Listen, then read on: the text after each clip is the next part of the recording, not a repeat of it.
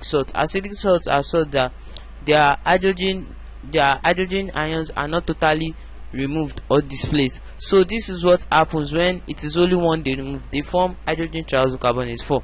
They are all soluble in water, either be it sodium, be it potassium, be it magnesium.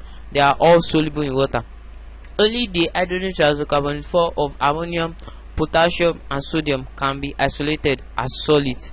That means when you dissolve this inside water, you can still isolate them as solids inside water. So calcium hydrogen-triazocarbonate 4 is responsible for hardness in water. So there is soft water and hard water. Hard water are the ones that soap don't quickly lather with them. The cause of this is calcium hydrogen-triazocarbonate 4.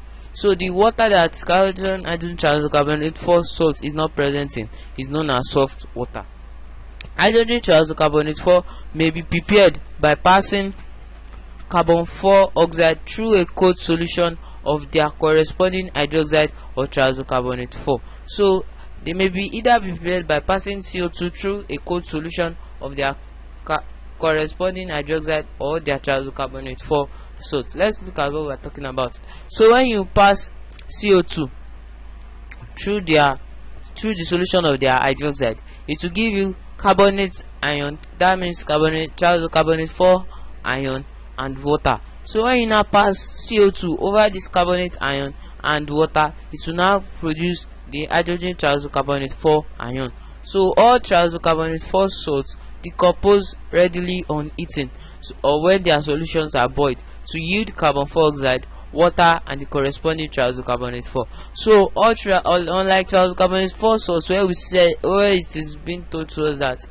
sodium, potassium and barium triazocarbonate 4 salts are not decomposable by heating, but yeah, all hydrogen triazocarbonate 4 salts, they decompose readily on heating to give us the corresponding triazocarbonate 4, carbon 4 oxide and water. That means if I should, this is the ionic equation. You can see the ionic equation. The hydrogen triazocarbonate 4 salt will give us the triazocarbonate 4 ion, water and CO2. So if I should eat potassium hydrogen triazocarbonate 4, it will give me potassium triazocarbonate 4, water and CO2. So like triazocarbonate 4, hydrogen triazocarbonate 4 to react with acid to produce carbon 4 oxide. So like the former salts, triazocarbonate 4 salts that we talked about in the last class, hydrogen triazocarbonate 4 salts also react with acids to produce carbon 4 oxide. This is the reaction used to test for hydrogen triazocarbonate 4. So they all use this reaction to test for hydrogen triazocarbonate 4. That means reacting hydrogen triazocarbonate 4 salts with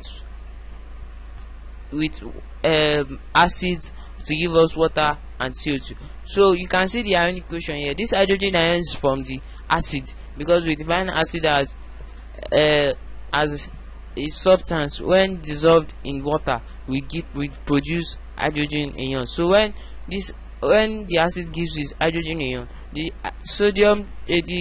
hydrogen triazocarbonate 4 ion would react with the hydrogen ion from the acid to give us water and CO2.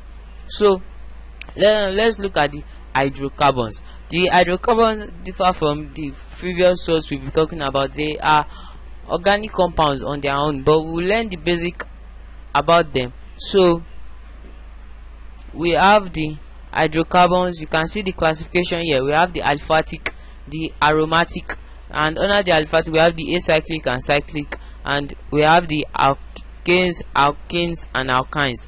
So now let's look at the hydrocarbons. Hydrocarbons are organic compounds composed only of two elements, carbon and hydrogen. The word hydrocarbon. So hydro from hydrogen and carbon used. Hence their name. The main source of hydrocarbon is crude oil. So the chief main source of hydrocarbon is crude oil. So we get hydrocarbon from crude oil. There are hundreds of different hydrocarbons. They can be put into two main classes, the aliphatic and the aromatic. You can see that these are the two main classes of hydrocarbon. So the aliphatic hydrocarbons are composed of carbon chains. That means if you remember in the when we were treating carbon, when we said that carbon has the ability to form chains, and that ability is known as catenation. So carbon now is forming chain with hydrogen to give us the compound hydrocarbon. So the aliphatic hydrocarbons are composed of carbon chains, straight carbon chains. They are either straight or branch. In acyclic carbon compounds, the carbon chains are straight or branched. Important families that belong to this group are the alkanes, alkenes, and alkynes. In cyclic aliphatic compound, the end carbon atoms form an acyclic carbon chain to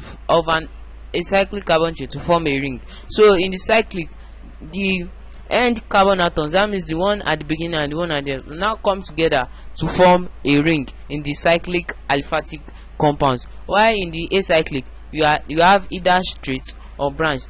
While for the aromatic are all cyclic. That means the beginning and the end carbon atom are linked together to form a ring. So there is no straight or branched aromatic hydrocarbon. No, they are all cyclic. The basic cyclic structure is the benzene ring. So the basic one that is their chief there is benzene. So that's how you have it.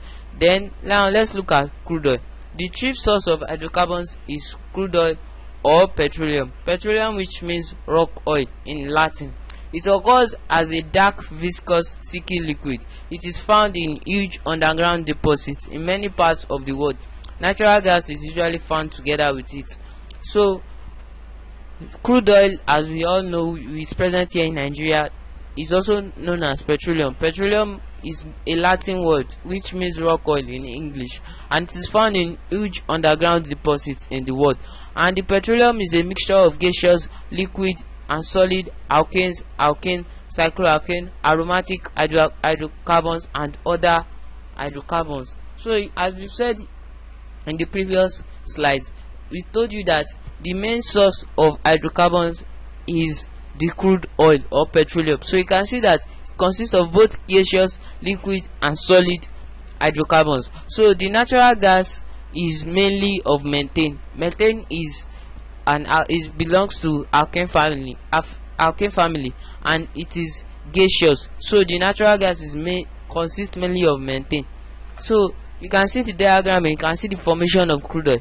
This is the natural gas, this is the oil, this is water, and this is the reservoir rock. Then this is the oil well. So this oil well will go straight into the ground, and when it reaches the oil layer, it will start bringing oil to the oil well. So now let's look at the origin of crude oil and natural gases. Crude oil and natural gases are formed from the remains of marine algae and animals. When these aquatic organisms died, their remains gradually settled on seabed. So the dead marine algae and animals are the ones who formed over the years formed crude oil and natural gases. So as their sediments piled up, their mass exerted a great pressure on the lower layers, changing them to hard sedimentary rocks. During this process, bacterial activity, heat, and pressure probably changed the plant and animal remains into crude oil and natural gas. The oil and gas so formed slowly moved from areas through tiny holes or pores in the porous rocks around them.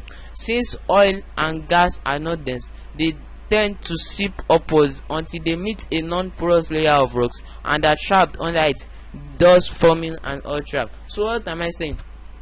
So when the plants and animal, when they died, after dying, their masses will create a greater pressure and they will be pushed into a rock and they will form sedimentary rocks. So due to bacterial activity, heat, and pressure, they will be changed into crude oil and gas. But because they are not dense, they will move out of porous rocks like this rock now. So they moved out of it, then they move till they can't pass through this impermeable rock. They can't pass through it. So we thereby say that they are trapped. So that's what forms the oil trap. So this whole area starting from this layer of oil to this layer of gas is known as the oil trap. So they will dig, this oil well will dig a hole until it reaches the oil trap, then it starts pumping the oil and the natural gas to land. So you can see the origin of crude oil and how it is being pumped from the ground to land. So we have crude oil reserves. There's the largest, the country with the largest crude oil reserve is Venezuela with 300.9 gallons